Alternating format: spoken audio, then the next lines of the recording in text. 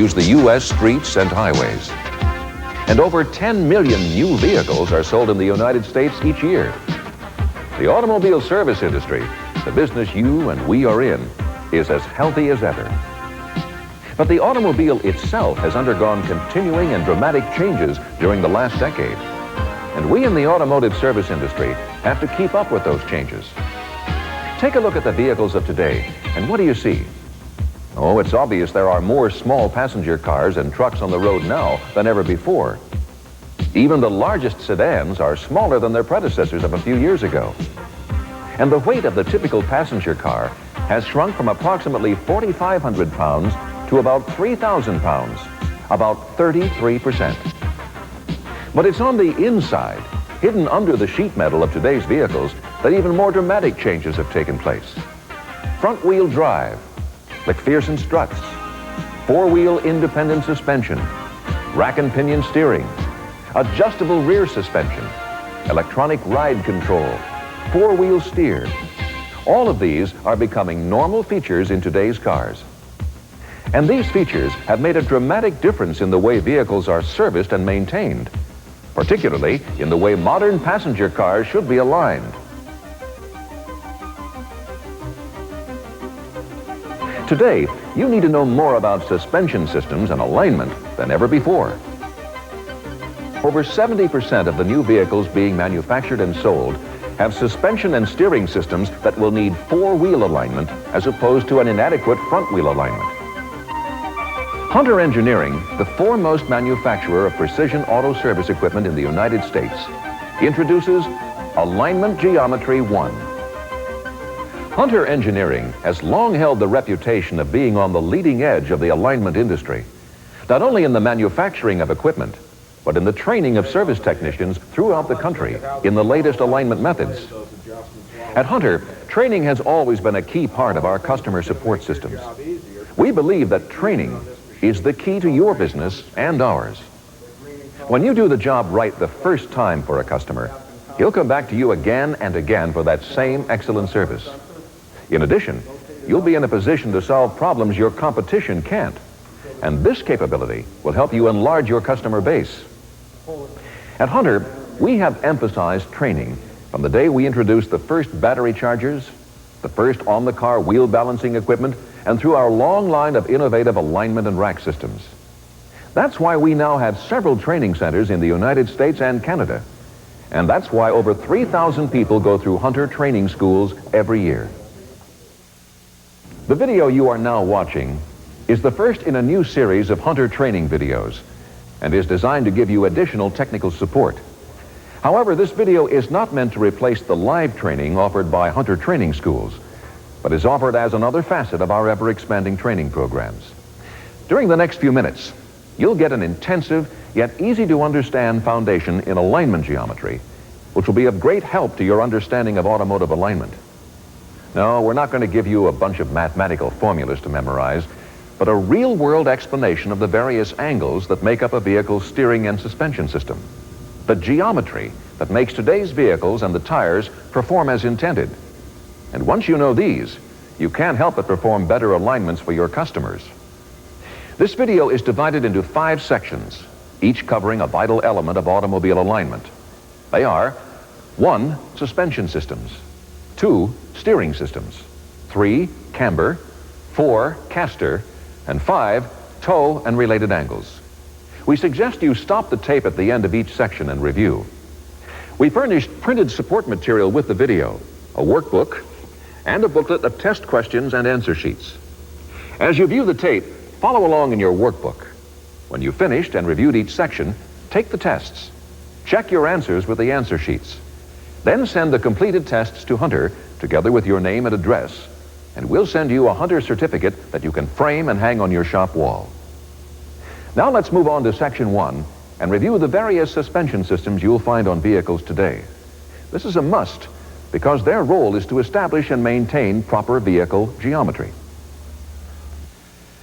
A car's suspension system is necessary not only for comfort, but to give the driver the control that's necessary for safe vehicle operation.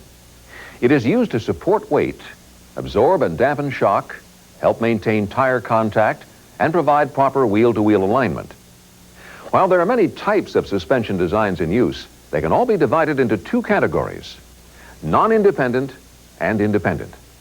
Here's an example of a non-independent front suspension, the solid I-beam axle. The axle is of I-beam construction and is usually made of steel or sometimes aluminum. Attachment and support is provided by leaf springs, with the wheels located outboard on spindles that are attached to kingpins. The I-beam axle suspension system has a great load-carrying capability, so today it is primarily used on heavy trucks, buses, and off-road equipment.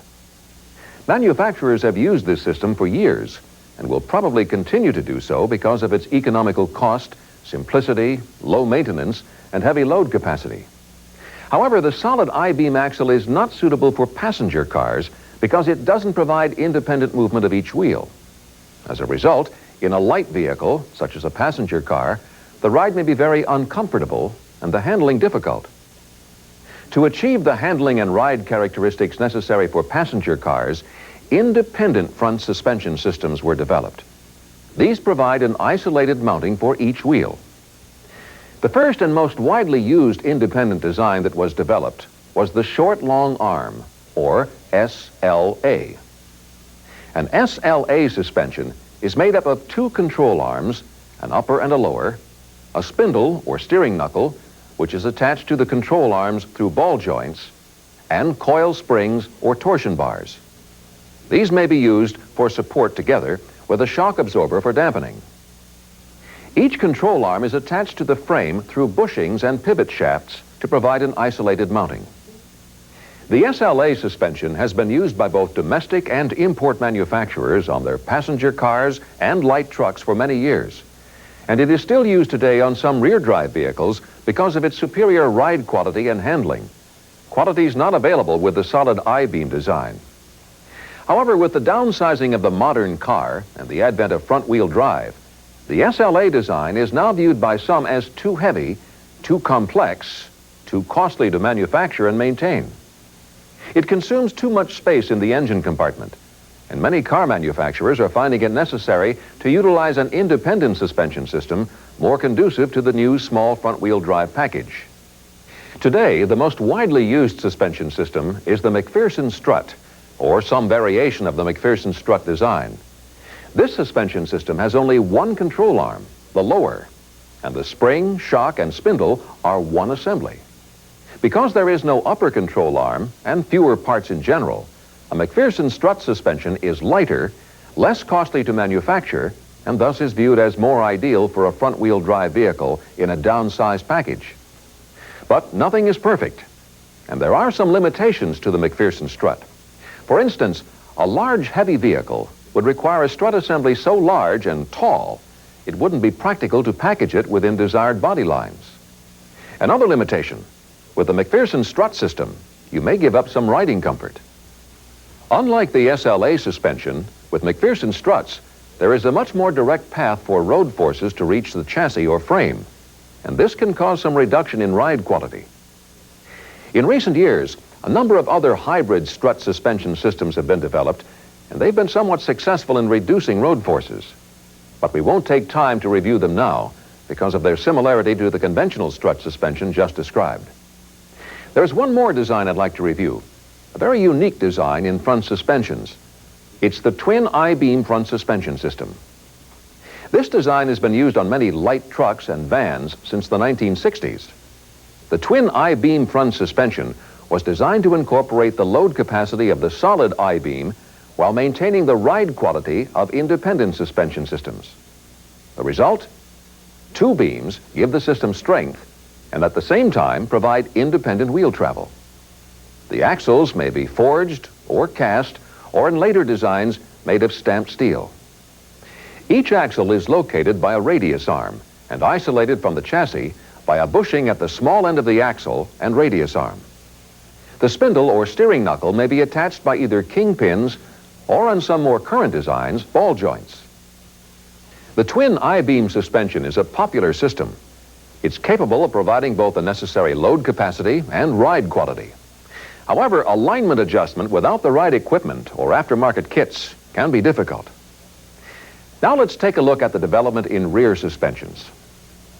Since most early passenger cars were rear drive, a non-independent rear suspension was chosen by most manufacturers because of its strength and simplicity. But simple or not, the rear suspension does affect the overall ride quality, handling characteristics, and tracking of a vehicle, and requires as much attention as the front. One of the most widely used non-independent rear suspensions was very similar in design to the I-beam front suspension. But instead of an I-beam axle, it employed a drive axle housing suspended and attached to the chassis with leaf springs. A variation on this same design replaces the leaf springs with control arms and coil springs. Another example of a non-independent rear suspension system is the beam axle. This design consists of a stamped beam that is suspended by coil springs and located by trailing arms and a link to control lateral movement. The beam axle suspension has become very popular among manufacturers of front-wheel drive vehicles because it is light and simple.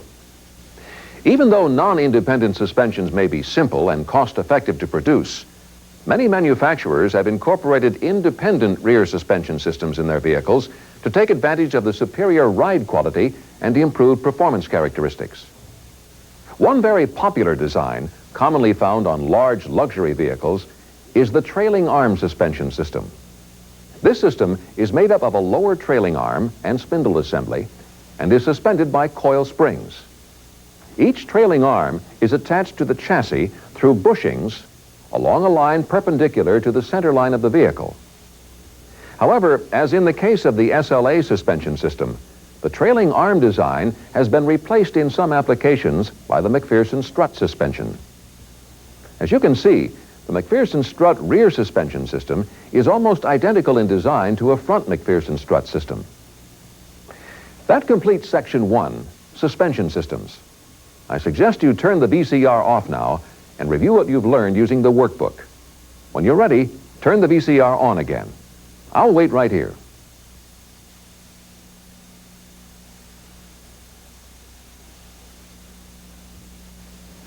Welcome back. Now it's time for Section 2, Steering Systems. And I'd like to discuss two common steering systems. One has been in production for many years, and the other is a much more recent system. The first is the conventional steering system, a linkage system used by most auto manufacturers until a few years ago. This design was originally developed to accommodate independent front suspension. It's sometimes called parallelogram linkage because if lines were drawn through the pivot points, the lines would be parallel. The components that make up this linkage are two tie rod assemblies, two steering arms, a center link, an idler arm, and a pitman arm, which is attached to the steering gear. Again, as with the SLA suspension, some of today's auto manufacturers view the conventional linkage system as too heavy, too complex, and too costly to manufacture and maintain. Many of these manufacturers have chosen to replace the conventional linkage system in both passenger car and light truck applications with rack and pinion. Some of the advantages a rack and pinion system offers are fewer parts, less weight, simplicity of design, and space savings. Notice that the steering gear is now part of the linkage assembly, and many components that were used on the conventional linkage system have been eliminated.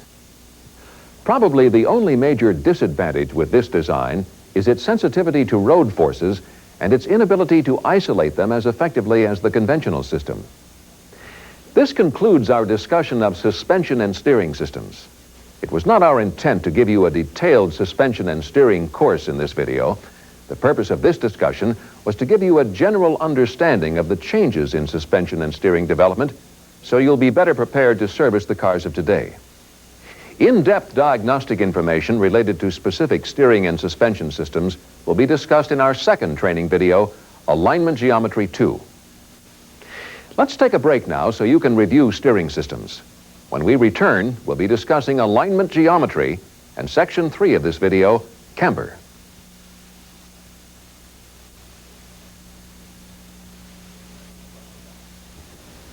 Welcome back. This is Section 3. For simplicity, we'll concern ourselves with three primary angles. They are camber, caster, and toe. We'll begin with camber. Camber may be defined as the angle formed by the inward or outward tilt of the wheel as compared to vertical. Camber is expressed in degrees and is displayed as such by most alignment equipment. There are three possible camber positions: 0, positive, and negative. Camber is considered positive when the wheel is tilted outboard at the top, and negative when the wheel is tilted inboard at the top. 0 camber exists when the wheel is vertical or straight up and down. Most manufacturers specify a positive front camber setting as preferred. The reason is that positive front wheel camber helps isolate road forces and maintain directional or straight-ahead driving stability. But because of the wide variety of makes and models of vehicles in production, you cannot assume that one camber setting will work for all. You must always refer to the manufacturer's specified camber for each vehicle you align. If you don't, the result will usually be unacceptable to your customer. In this first example, we have a front wheel camber spec for a current production rear drive vehicle. You can assume this spec is positive because there is no minus sign, and it's to be applied to both the left and right front wheels as there is no individual wheel indication. In this next example, you'll notice we do have individual left and right wheel specifications. In years past, this was common practice among many manufacturers and was used to compensate for road crown. But today, when individual left and right camber is specified, it usually has nothing to do with road crown, but is used instead to enhance directional stability. This is an example of a front camber spec for a current production front drive vehicle. From these examples, you can see the variations in specified camber from manufacturer to manufacturer. So whenever you're in doubt, be sure to refer to the manufacturer's specifications for both diagnostic and adjustment purposes. If camber is excessively above or below the factory specified tolerance, two problems may result: a tire wear problem or a handling problem, or both. If camber is exaggerated in a positive direction, it will cause an increased amount of scuffing on the outside edge of the tread. If you were to continue to operate a vehicle at this exaggerated setting, a noticeable shoulder wear pattern on the outside of the tire may develop. If camber is exaggerated in a negative direction, just the opposite will occur. The result will be increased scuffing on the inside of the tire that may develop into a shoulder wear pattern on the inside of the tread surface. You must also take into consideration any difference in camber side to side. In other words, any difference between one wheel and the other. Since a cambered wheel does not want to roll straight ahead, it's important that those rolling forces be balanced on each side of the vehicle. In this illustration, you'll notice that the wheel wants to roll away from the center of the vehicle all the time. That's because the wheel is cambered in a positive direction. Here we have a wheel cambered in a negative direction. This will cause the wheel to want to roll inboard towards the center of the vehicle. In order to balance these forces, most manufacturers will specify the same front camber angle for each side. With camber set to the same specification on each side, then theoretically, camber should help the vehicle maintain a straight-ahead course on a flat level surface. If we have a vehicle with a camber setting on the left front wheel of 1 1/2 degrees positive, and on the right front wheel a setting of 0, this vehicle may have a tendency to pull or lead to the left because of the 1 1/2 degree side-to-side camber difference. The left front wheel at positive camber is trying to roll left all the time, therefore leading the vehicle to the left. As a general rule of thumb, camber should not vary side to side by more than 1/2 degree unless specified otherwise. Now let's take a look at rear wheel camber. With the vehicles that are currently in production, you can no longer afford to ignore the rear wheels, and that certainly includes rear camber. But one major point in our favor is that almost everything we understand about front wheel camber holds true for rear wheel camber. There are some exceptions, but let's look at the similarities first. A positive position is still out at the top. Negative is still in at the top. And of course, 0 camber is when the wheel is vertical or straight up and down. If exaggerated, rear camber may generate the same inside or outside shoulder wear on the rear tires as we have seen occur at the front. But as you'll notice, Rear camber specifications are not predominantly positive. Many manufacturers specify near zero or slightly negative rear camber because they feel this helps maneuverability. Also, it is very difficult to trace a pull or lead to a side-to-side difference in rear camber, since the rear wheels are not free to steer. As you can see, your understanding of camber is applicable regardless of which corner of the vehicle you're looking at. And on vehicles with adjustable rear camber, adjusting the rear to factory specs can be as important as adjusting the front wheels to factory specs. It will avoid irregular tire wear and other problems. So let's review what we've learned about camber. First, camber may be defined as the angle formed by the inward or outward tilt of the wheel as compared to vertical. Camber is considered positive when the wheel is tilted outboard and is considered negative when the wheel is tilted inboard. Excessive positive camber may cause outside shoulder wear on the tire. Excessive negative camber may cause inside shoulder wear. A large difference in front camber side to side may cause a pull or lead, and the vehicle will have a tendency to lead to the side with the more positive setting. This completes our discussion of camber. To make sure you understand all aspects of camber, you may want to go back and view this section again, or you may want to turn the VCR off and review the workbook. Either way, I'll wait right here until you're ready to start again.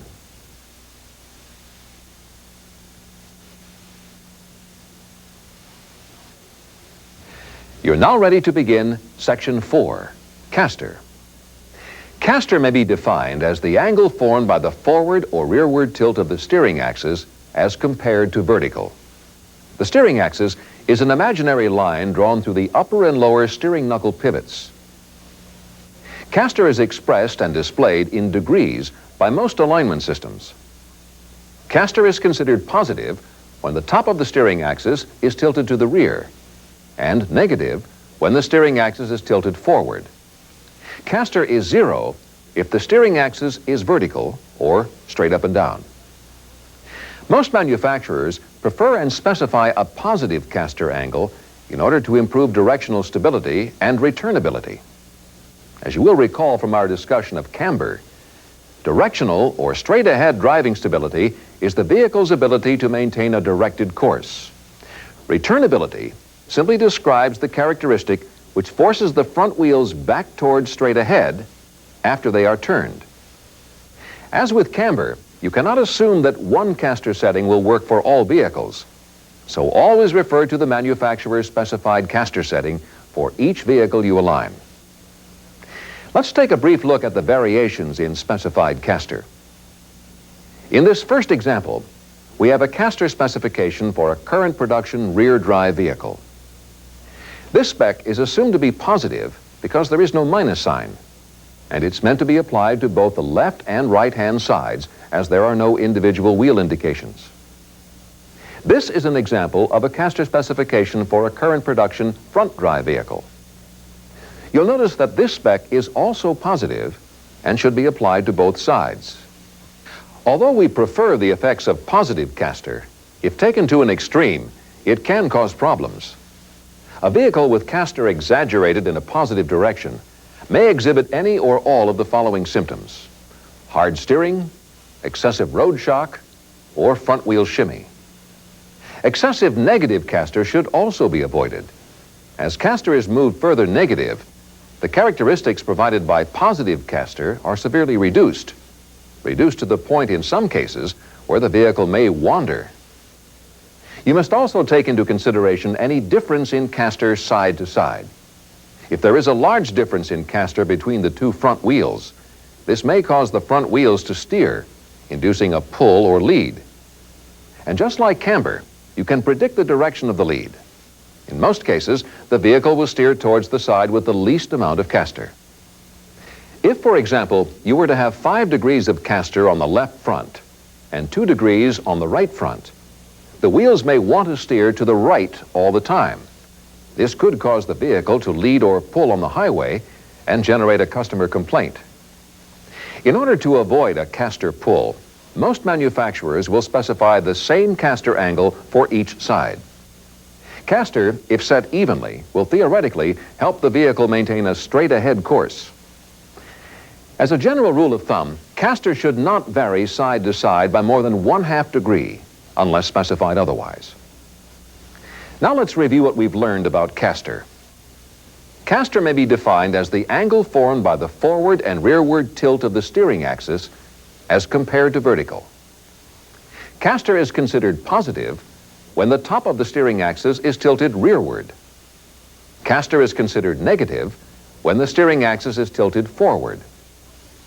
Excessive positive caster may cause hard steering, road shock, or front wheel shimmy. Excessive negative caster may cause a reduction in directional stability. A large difference in caster side to side may cause a pull or lead, and the vehicle would pull towards the side with the least amount of caster. This completes our discussion of caster. If some areas are still unclear to you, go back and view this section again, or turn off the VCR and review this section of your workbook.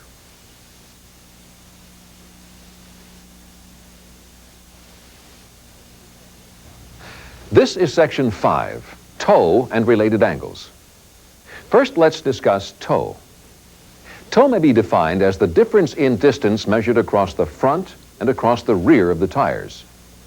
Toe in is when the front of the tires are closer together than the rear of the tires. Toe out is when the front of the tires are further apart than the rear of the tires. When the wheels are parallel, toe is considered to be 0. Individual toe may be described as the difference in distance of the front and rear of one tire in reference to a line that is drawn through the center of the car. Unlike camber and caster, it has become difficult to generalize, let alone predict, how toe may be specified by any manufacturer. In the past, almost all rear drive vehicles were specified as toe in for the front wheels, and most front drive vehicles were specified toe out. The following examples will illustrate the vast differences in how front wheel toe may be specified. In this first example, we have a front toe specification for a current production rear drive vehicle. This spec is assumed to be toe in, or positive toe, because there is no minus sign. Also, all toe specifications are total toe. Therefore, half would be applied to each front wheel. This is an example of a front toe specification for a current production front drive vehicle. This spec is understood to be toe out, or negative toe, because of the minus sign. Again, half of this spec would be applied to each front wheel. Here's another example of a current production front drive vehicle, but the front toe specification is toe in, or positive toe. Regardless of how toe is specified, toe in, toe out, or 0, all manufacturers are attempting to achieve the same general goal, a 0 or near 0 toe during most driving conditions. This is to minimize the amount of scuffing across the tread surface of the tires to help prolong tread life. If toe is exaggerated positive, or toe in, there may be increased scuffing on the outside of the tires. This can generate shoulder wear on the outside of the tires and cause a darting effect in some cases.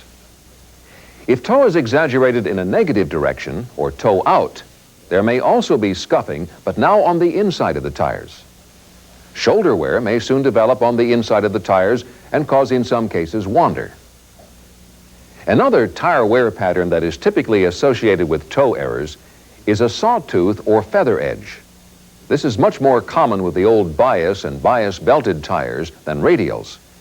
In this illustration, you can see the typical feather edge wear caused by excessive toe. Just as with camber, rear toe has become as important a consideration as front toe. And again, almost everything we understand about front toe holds true for the rear wheels. The definition of rear toe is the same. Toe in, or positive toe, is the same. Toe out, or negative toe, is the same. And individual rear toe, by definition, is also identical. Specifications for rear toe, however, are generally positive or toe in. This is illustrated in the following examples. Exaggerated rear toe may generate very similar tire wear patterns, but in addition to the typical shoulder wear characteristics, you may see this, a wear pattern referred to as diagonal wipe. Diagonal wipe has become a very common abnormal tire wear pattern on the rear tires of a front-drive vehicle. You will usually find that rear toe is out of adjustment when this wear pattern is present. So as you can see, your understanding of toe and the effects of toe apply to all corners of the vehicle. And rear toe is now just as important a consideration as front. To further your understanding of toe geometry, you will also need to understand the related angles. These are called thrust line, geometric center line, thrust angle, and center steering. This information will help you understand how to achieve a more accurate front wheel alignment and understand the simplicity of four-wheel alignment. Thrust line may be defined as a line bisecting rear toe, or more simply stated, the direction the rear wheels are pointed. If the rear wheels are pointed to the right, then thrust line is to the right. If the rear wheels are pointed to the left, then thrust line is to the left. However, rear individual toe is seldom equal. Even when this is the case, thrust line is the bisector of toe. Since thrust line of the rear wheels dictates the position of the front wheels when driving straight ahead, this would be the most accurate reference from which to measure and adjust front wheel alignment. If thrust line is ignored, which is what was done in the old two-wheel front end alignment, there can be no guarantee that the alignment will be accurate. This may be one of the primary causes of a crooked steering wheel after performing a two-wheel front end alignment.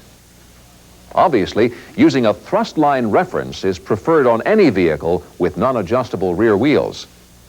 You should never assume that the alignment of the rear wheels is correct. Thrust line also allows us to compute thrust angle. But first, a center line reference must be established. We refer to this reference as a geometric center line, which is simply a line drawn through the midpoint of both the front and rear axles. By comparing thrust line to the geometric center line, thrust angle may be computed. Thrust angle is expressed and displayed in degrees. If the rear wheels are pointed to the right, then thrust angle is defined as positive. If the rear wheels are pointed to the left, then thrust angle is defined as negative. Knowing the amount and direction of rear wheel thrust angle is important, not only as a diagnostic tool, but also in making rear wheel alignment adjustments. When performing a four-wheel alignment and adjusting rear toe to equal, then thrust line becomes parallel with the geometric center line and thrust angle is reduced to zero. Earlier, we referred briefly to steering wheel position or center line steering. Because of the importance of steering wheel position to your customer, it's important for you to understand the geometry necessary to achieve this. First, the steering wheel must be locked in a level position when front toe is adjusted. Then adjust individual toe to be equal and half of your specification on each wheel. When we say front toe is equal, that means that the front wheels are at equal individual toe angles in respect to rear wheel thrust line. Remember, when any four-wheel vehicle is put in motion, the front wheels will automatically assume a direction parallel to the rear wheels. The only way to simulate this on a rack is to measure and adjust the front wheels in respect to rear wheel thrust. Okay, now let's review what we've learned about toe and related geometry. Toe may be defined as the difference in the distance measured across the front and across the rear of the tires. Toe in is when the front of the tires are closer together than the rear of the tires. This is referred to as positive toe. Toe out is when the front of the tires are further apart than the rear of the tires. This is referred to as negative toe. Individual toe is the difference in distance at the front and rear of one tire in reference to a center line. All of these definitions apply to the rear wheels also. Excessive toe in may cause outside shoulder wear and in some cases darting. Excessive toe out may cause inside shoulder wear and in some cases wandering. Thrust line may be defined as a line bisecting rear toe, or simply the direction the rear wheels are pointed. A geometric center line is a line drawn through the midpoint of both the front and rear axles. Thrust angle is the angle formed by thrust line and the geometric center line. Centerline steering refers to a level steering wheel while the vehicle is traveling straight ahead. This completes our discussion of toe and related geometry. We suggest you go back and view this section again if some parts are still unclear. I'll wait right here.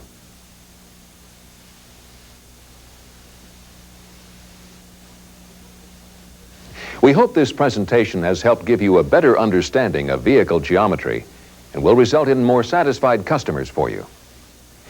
We invite you to attend the Hunter Training Facility in Bridgeton or any one of our satellite training centers if you feel that live training will better suit your needs.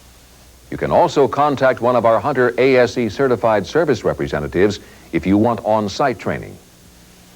The next in this series of technical training videos is Alignment Geometry 2. Your Hunter representative can help you obtain a copy. In addition, we have produced 2 merchandising videos you will be interested in. They are How to Sell Four-Wheel Alignment and Total Four-Wheel Alignment Passenger Cars. This concludes Alignment Geometry 1. We at Hunter Engineering Company sincerely hope the information given you here will help you improve your skills as an alignment technician and increase your profitability. Thank you.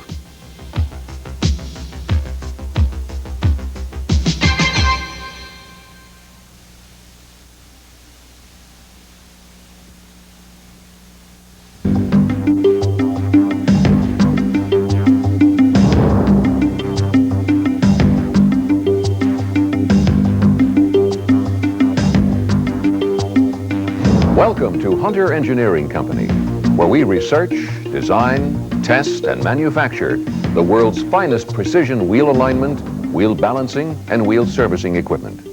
From the day we introduced the first battery charger, the first on-the-car wheel balancing equipment, and throughout our years of producing a long line of innovative alignment and rack systems, technical training has remained a key part of our customer support systems. That's why we have training centers throughout the United States and Canada, with more opening soon. And that's why over 3,000 people go through Hunter training centers every year. The presentation you are now watching is the second in a series of Hunter training videos designed to give you more technical support. If you haven't viewed the first video, Alignment Geometry 1, you should consider doing so before viewing this advanced presentation. You may obtain a copy from any of our field representatives or regional service centers. Please understand that these videos are not designed to replace the live training offered by Hunter Training Schools, but are offered as another facet of our ever-expanding training program. Now it's time for Alignment Geometry 2. Noticeable changes in suspension and steering systems have taken place in the modern automobile.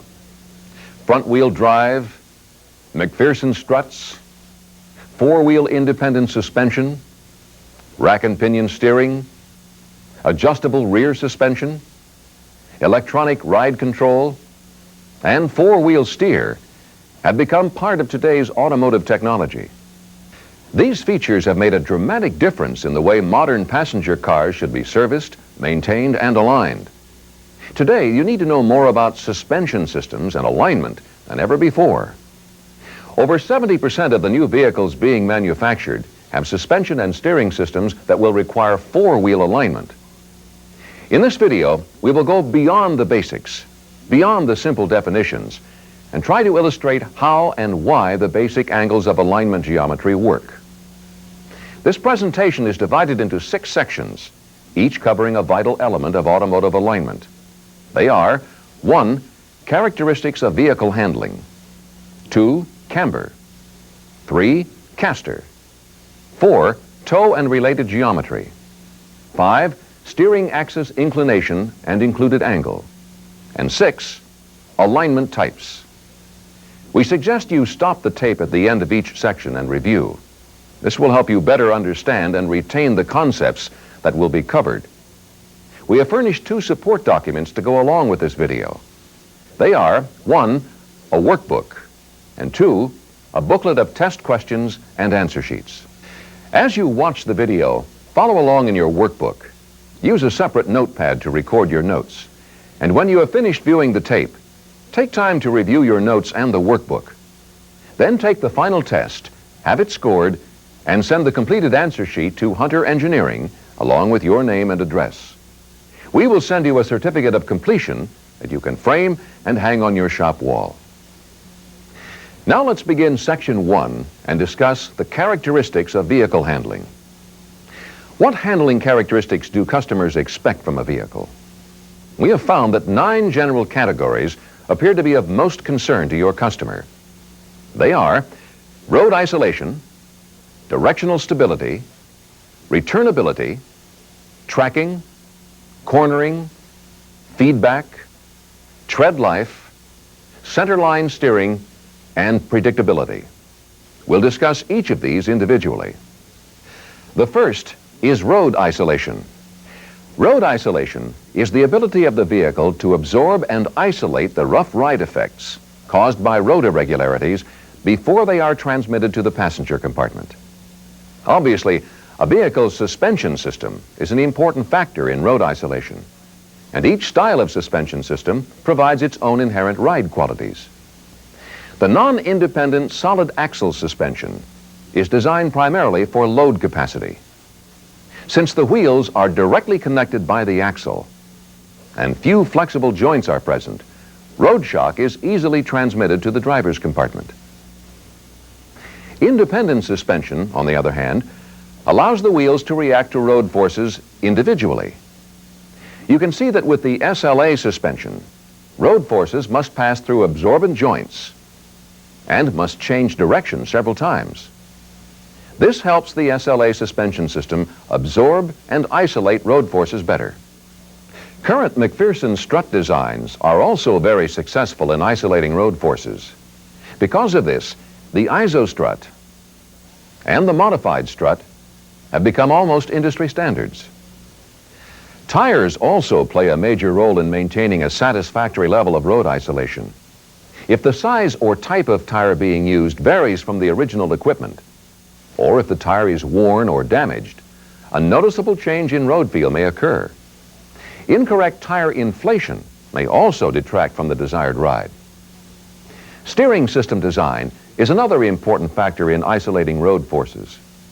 A relay rod steering system is generally coupled with a non-independent suspension. The cross-tube connection between the wheels supplies a direct path for road shock, allowing it to travel up through the steering gear and into the chassis.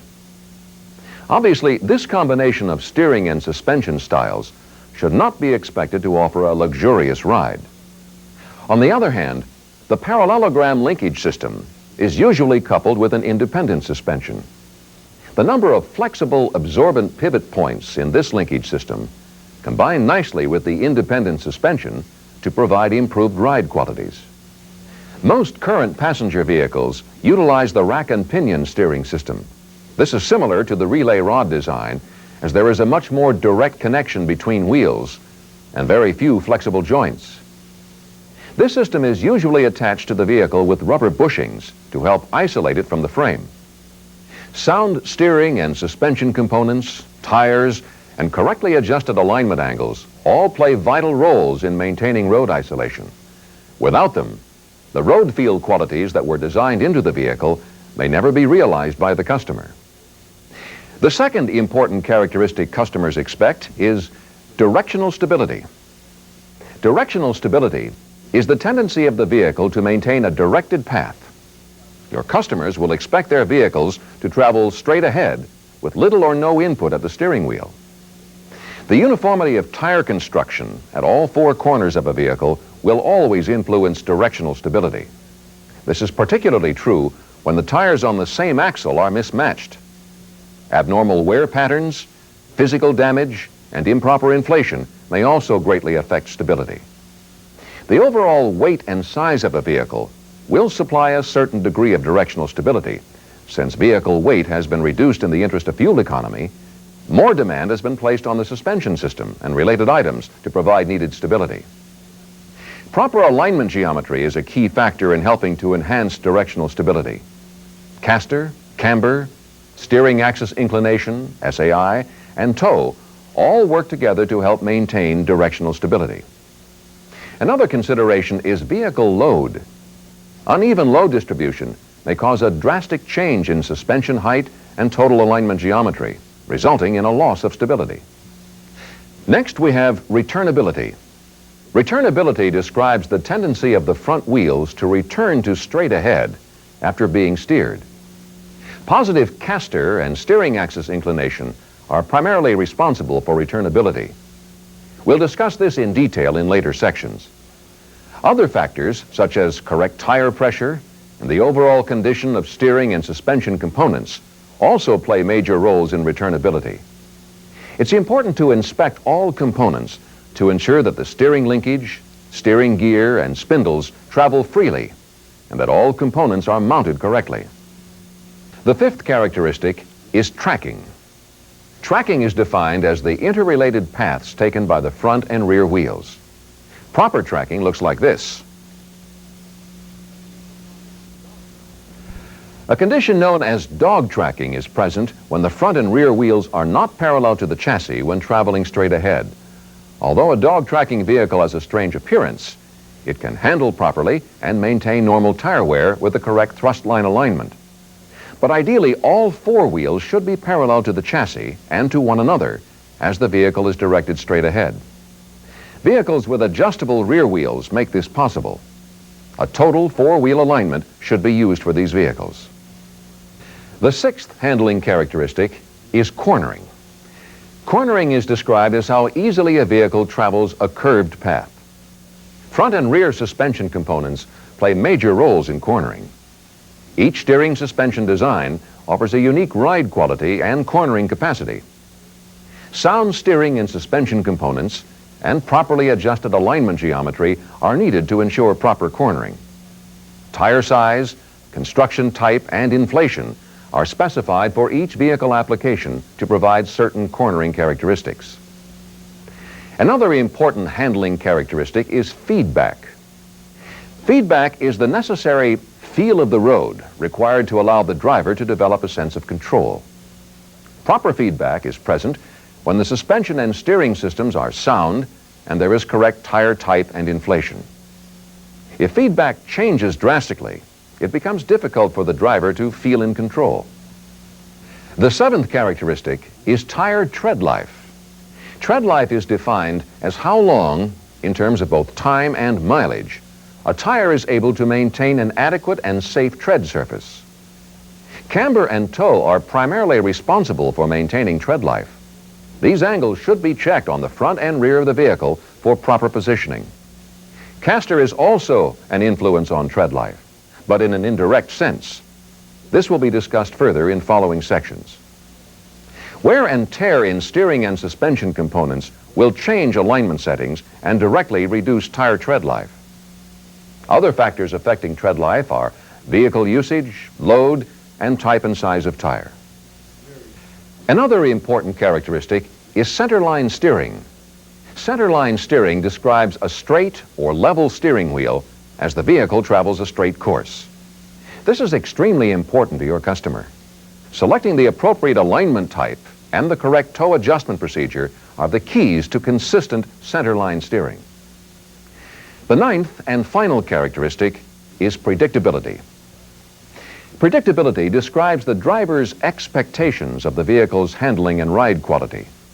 If the handling characteristics of a vehicle do not remain relatively constant, the driver may be caught off guard. This can result in confusion and hazardous vehicle operation. Sound suspension and steering systems, along with correct alignment, will help ensure needed predictability and peace of mind for your customers. This concludes our discussion of the 9 characteristics of vehicle handling. As other topics are discussed, these factors will continue to be our overall objectives because your customer, whether conscious of it or not, wants all of these qualities to remain acceptable and constant in his or her vehicle. Keep these 9 characteristics in mind when you question a customer about the ride qualities and handling of his or her vehicle. Collecting as much information from the customer as possible can assist you in ensuring complete satisfaction. If you are unclear on any material in this section, please take the time to review at this point. I'll wait for you right here.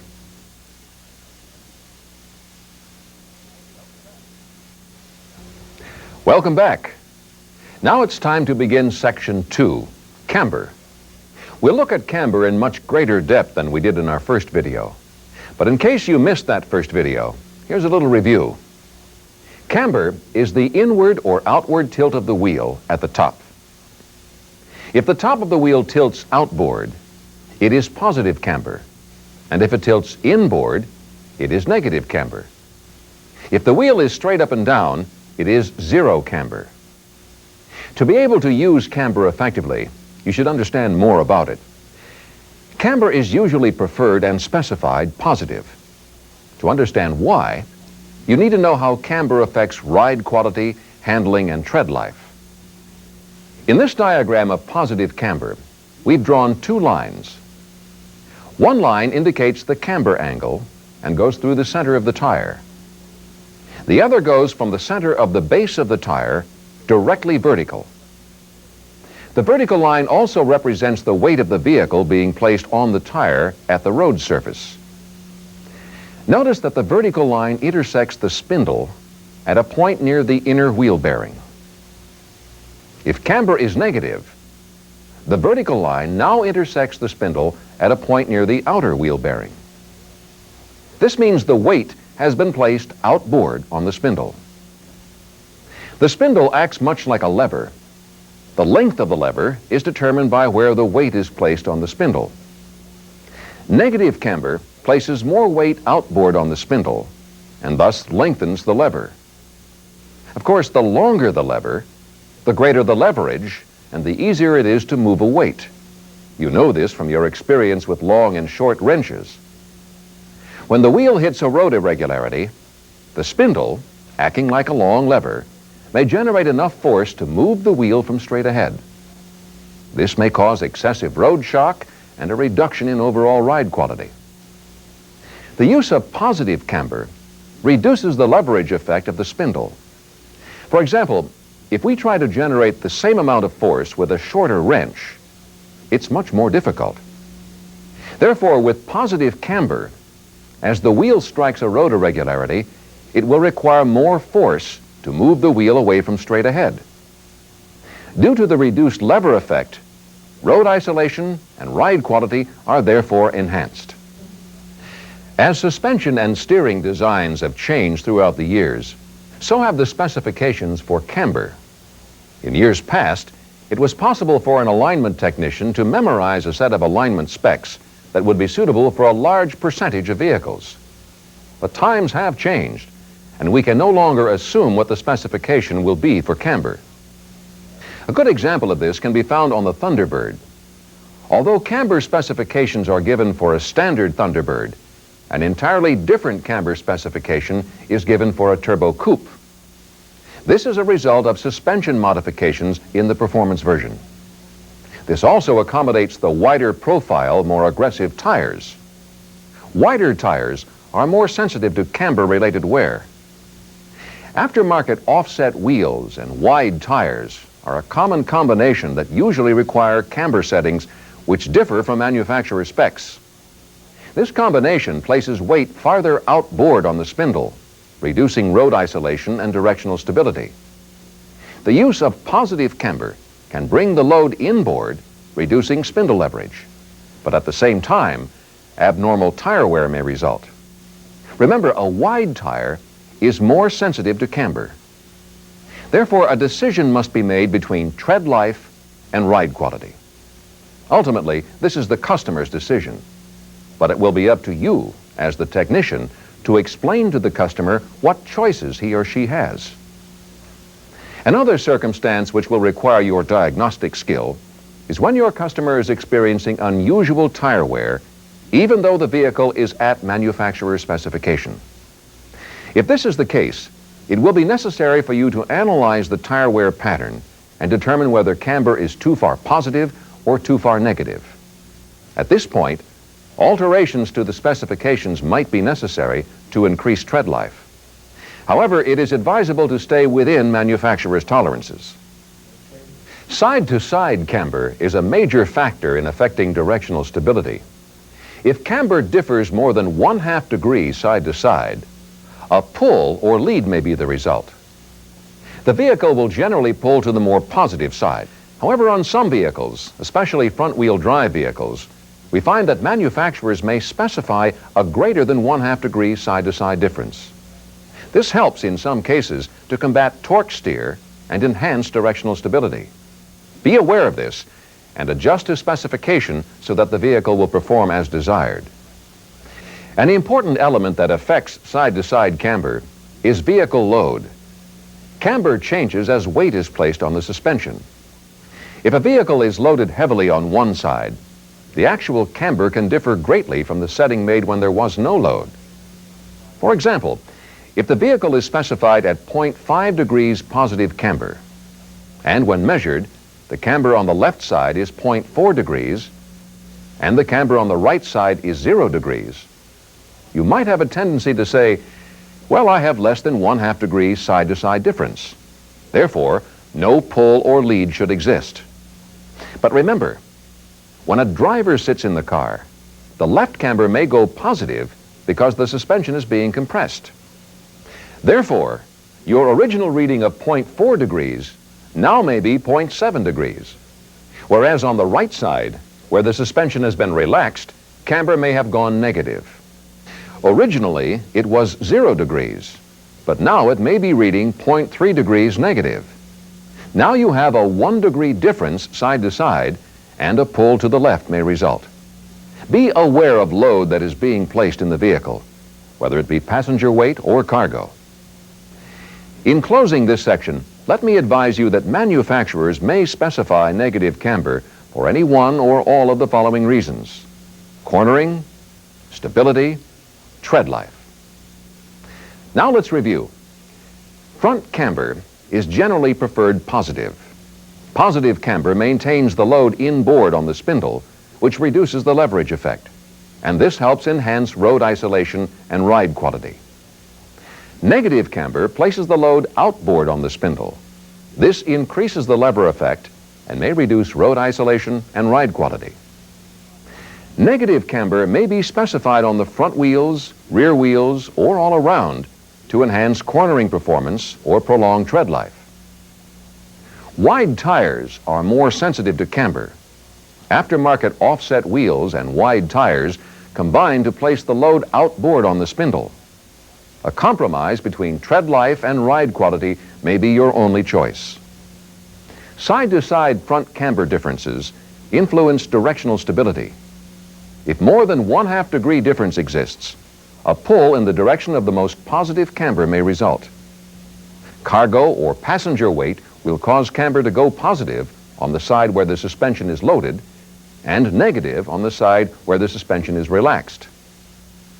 We suggest you review this section before you continue on to section 3. I'll wait right here.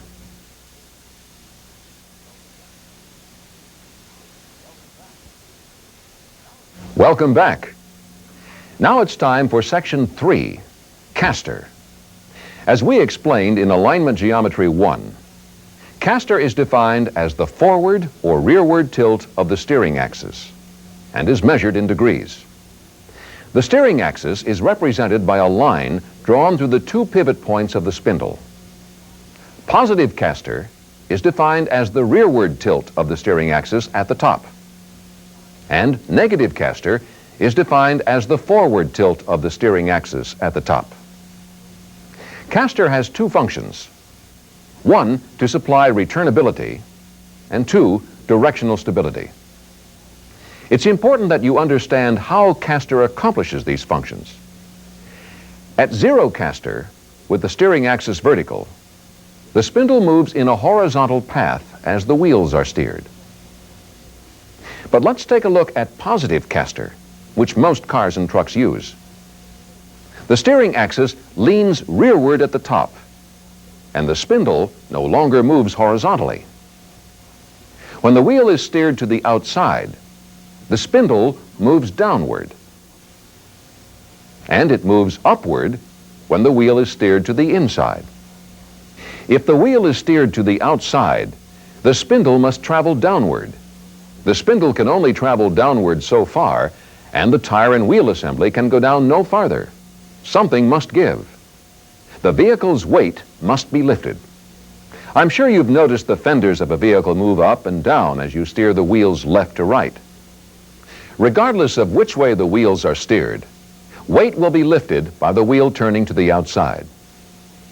The speed at which the vehicle weight is lifted increases as caster is positioned further positive. And of course, steering effort will increase as well. A power steering system, or gear reduction ratio, helps in steering the wheels so that the amount of effort on the driver's part is minimized.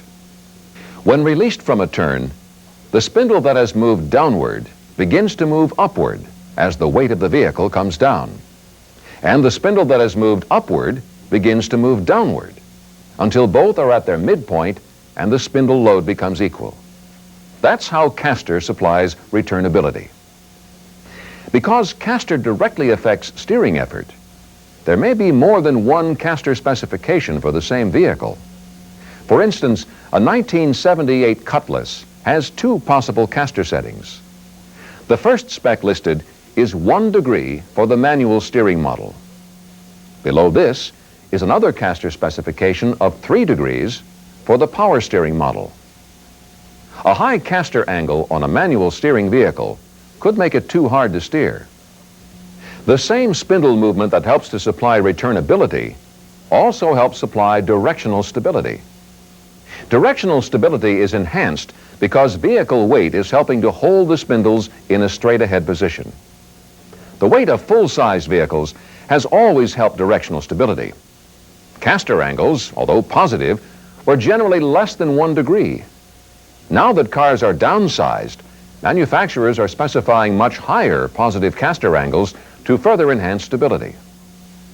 Here's what we mean by high caster. The average caster specification for a current power steering vehicle is approximately 3 degrees positive. However, sport performance vehicles, or what are often referred to as road cars, may be specified at 5, 6, 7, possibly even 11 degrees of positive caster. Why would such high caster be specified? Well, since these are usually high-performance vehicles, they require greater directional stability, and high caster supplies this. A disadvantage of high caster is that the steering axis is more directly in line with road irregularities. Road shock can be excessive as it has little to stop it from traveling along the steering axis and into the driver's compartment. Therefore, modifications in suspension designs have been made to help absorb road shock transmissions. A typical component used in some high caster applications is a steering dampener. Due to the returnability that caster supplies, as caster is increased, the rate of returnability also increases. When the wheels are returning back to center, they come back so fast that they often want to overshoot straight ahead. Therefore, the steering dampener is placed on the vehicle to help dampen the snapback of the spindle and prevent a possible shimmy condition. Caster has an impact on camber during cornering. As the spindle turns downward, camber will move toward positive and toward negative as the spindle tilts upward. This is referred to as camber roll. Camber roll helps to enhance cornering, but as it does so, it causes increased scuffing on the shoulders of the tire. That's why some high caster vehicles may exhibit front shoulder wear, even at specifications. On high caster vehicles, camber changes drastically as the wheels are steered. Since camber is influenced so greatly by caster, it is extremely important that the front wheels be straight ahead when measuring camber. Another element that must be considered when measuring caster is frame angle. Frame angle is relatively easy to understand. If the vehicle frame is higher in the back than in the front, it has a positive frame angle. On the other hand, if it is higher in front than in back, it has a negative frame angle. Light trucks generally have a positive frame angle set by the factory in anticipation of a load. Now let's see how frame angle affects caster. As a vehicle is raised in the rear, the upper part of the steering axis moves forward, thereby decreasing caster. As a vehicle is lowered in the rear, the steering axis moves rearward, thereby increasing caster. Consult your specification book or shop manual to locate the proper place to measure frame angle. If the vehicle is going to be aligned unloaded, then frame angles should be measured and taken into consideration. If a positive frame angle exists, add 1 degree of caster to the measurement for every 1 degree of frame angle. If it has a negative frame angle when measured, subtract 1 degree of caster from the initial measurement for every 1 degree of negative frame angle. This ensures that caster will be correct once the vehicle is put back into a level state. Now let's review the factors associated with caster. Caster is normally specified positive. The spindle paths, when caster is positive, enhance directional stability and returnability.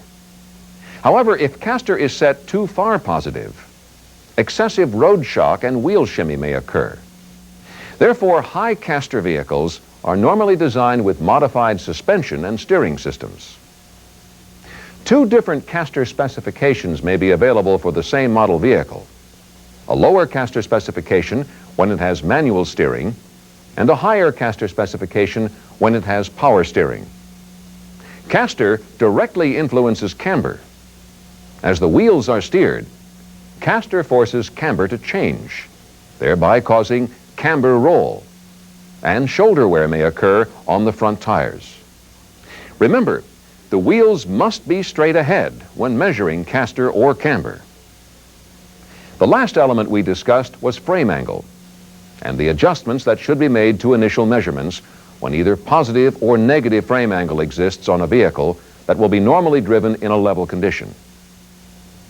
At this point, we suggest that you review before proceeding to Section 4.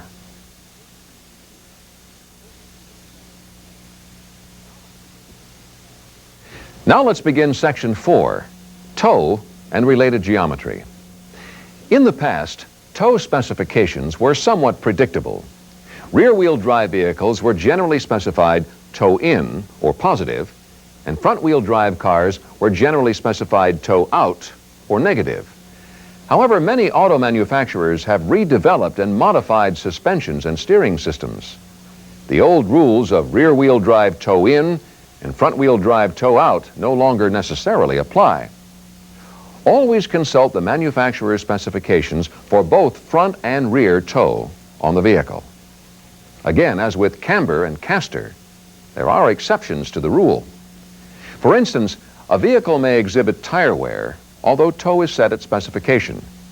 This may be because of wider tires, aftermarket wheels and tires, load, driving habits, or driving conditions. Any of these can dictate a toe setting other than that which is specified by the manufacturer. Another subject related to toe is setback. Setback is the angle formed between the center line and a line perpendicular to the front axle.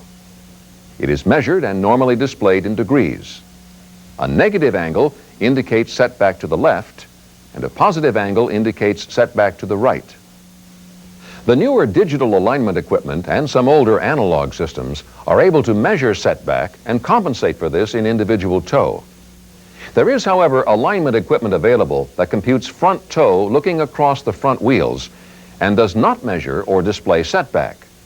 This may falsify individual toe measurement and create errors in individual toe settings that will result in a crooked steering wheel. Excessive setback is normally created by frame or chassis damage caused by collisions. If setback is extreme, adverse handling effects may result.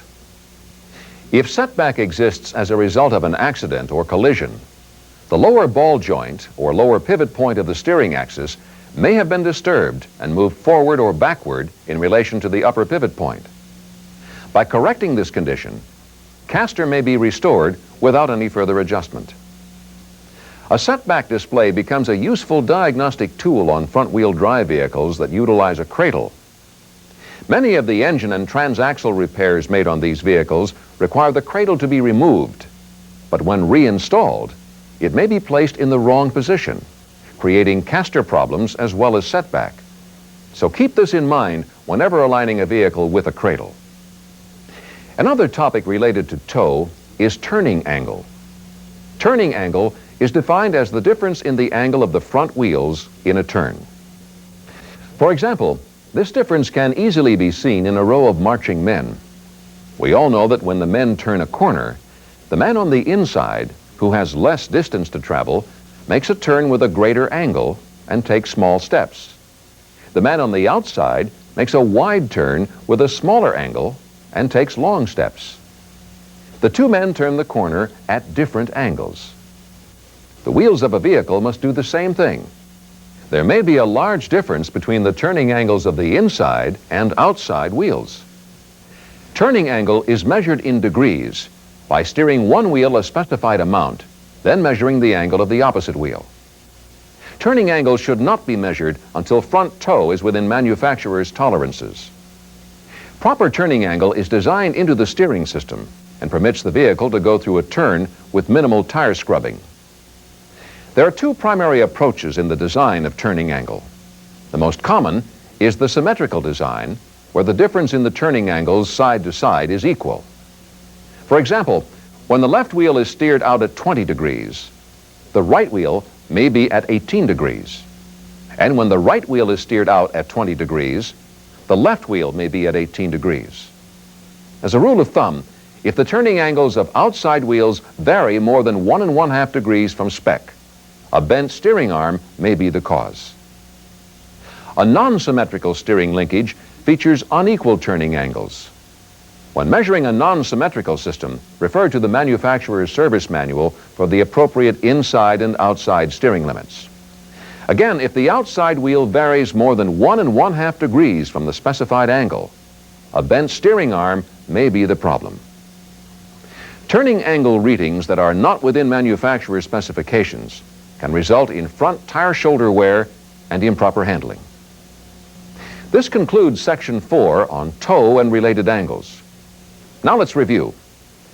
The old rule of thumb of rear-wheel drive toe in and front-wheel drive toe out is no longer reliable, and manufacturer specifications should always be followed. It may be necessary to vary from manufacturer specifications if irregular tire wear is present.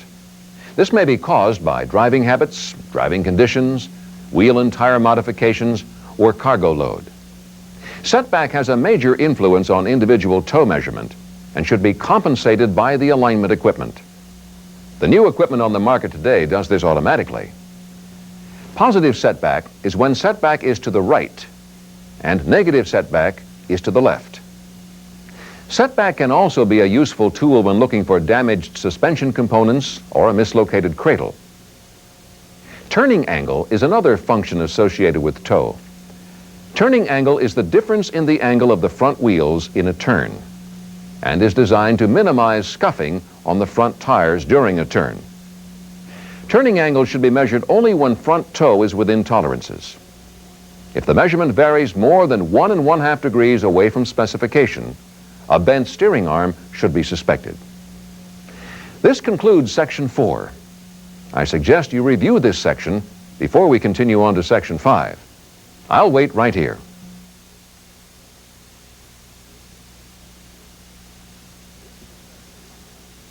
This is Section 5, where we will be discussing steering axis inclination and included angle.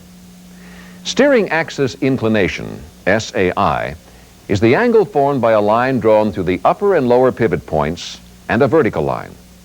This angle is measured and displayed in degrees.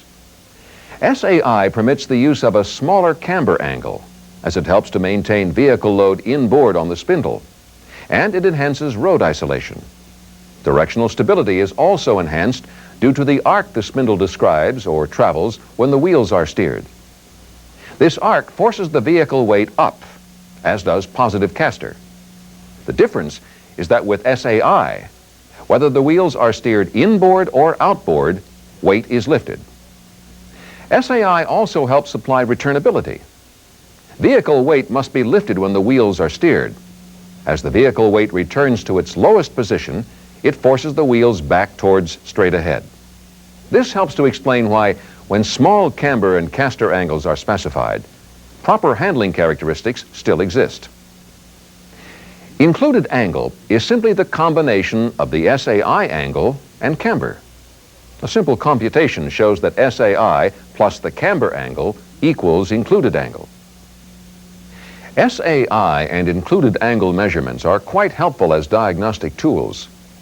When a vehicle, after being measured, shows gross errors in camber or caster, SAI and included angle should be measured. Compare left and right included angle unless the camber adjustment is at the base of the strut. If this is the case, compare left and right SAI. If there is a large difference between included angles side to side, look for a bent component between the two pivot points of the steering axis. This can be very useful in diagnosing bent struts and bent spindles. As previously discussed, on front-wheel drive vehicles, the cradle may have either shifted or been removed and reinstalled in the wrong position. This can upset not only caster and camber, but SAI and included angle as well. By shifting the cradle, it may be possible to correct SAI and included angle to within tolerances. It is always important when measuring SAI and included angle to start from the straight ahead position. If you don't start from a straight ahead position, camber roll will influence the measurement, resulting in a false reading. This concludes our section on SAI and included angle. Now let's review. Steering axis inclination, SAI, is the angle formed by a line drawn through the steering axis and a vertical line. Included angle is a simple computation of SAI plus camber. SAI and included angle enhance road isolation, directional stability, and returnability. They permit the use of smaller camber angles and can be used as diagnostic tools to detect a bent strut or spindle. They can also be used to determine when cradle placement is incorrect. To prevent a false reading, it is extremely important that the front wheels be straight ahead prior to measuring SAI and included angle. I suggest that you review before going on to Section 6. I'll wait right here.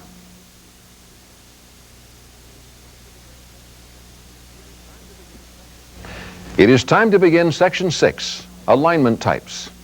In our Alignment Geometry 1 video, we discussed 3 alignment types: geometric centerline, thrust line alignment, and total 4-wheel alignment. In years past, the 2-wheel geometric centerline alignment was the only alignment process available. Now we have the capability of measuring rear toe and camber, and this gives us the ability to align to the thrust line of the vehicle. A thrust line alignment is suitable for any vehicle with a non-adjustable rear suspension. Thrust line can be defined as the bisector of rear total toe, or more simply stated, the direction in which the rear wheels are pointing. When a thrust condition exists and a geometric centerline alignment is performed, the front wheels steer to become parallel to that thrust condition when the vehicle is placed in motion.